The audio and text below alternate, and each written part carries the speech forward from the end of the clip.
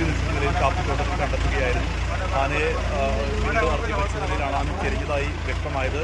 എന്തായാലും ആനയുടെ ജഡം ഇവിടെ നിന്ന് പതുക്കെ മാറ്റുകയാണ് വനംവകുപ്പ് ഉദ്യോഗസ്ഥർ. അവരുടെ ശ്രമമാണ് ഈ കണ്ടുകൊണ്ടിരിക്കുന്നത്. അത് കാണാൻ കഴിയുന്നതാണ്. ഒരു കൊമ്പനാനയാണ്.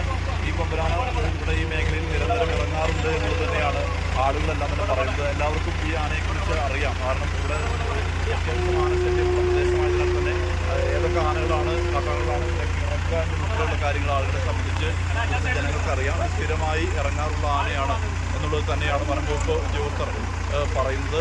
വനംവകുപ്പ് ഉദ്യോഗസ്ഥരൊപ്പം തന്നെ നാട്ടുകാർ പറയുന്നത് തന്നെയാണ്. സ്ഥിരമായി ഇറങ്ങുന്ന ആനയാണ് തന്നെയാണ്. ഈ ജയരാജൻ്റെ വീടിൻ്റെ ഏതാണ്ട് 10 മീറ്റർ മാത്രം താഴെയാണ് ഇത്തരത്തിലൊരു വളരെ ദാരുണമായ ഒരു സംഭവം ഉണ്ടായത്. രാവിലെ തന്നെ വീട്ടുകാർ നോക്കുമ്പോൾ ഈ നിലയിൽ ഈ ഒരു ആന ഇങ്ങനെ ചെരിഞ്ഞ നിലയിൽ കണ്ടെത്തുകയായിരുന്നു.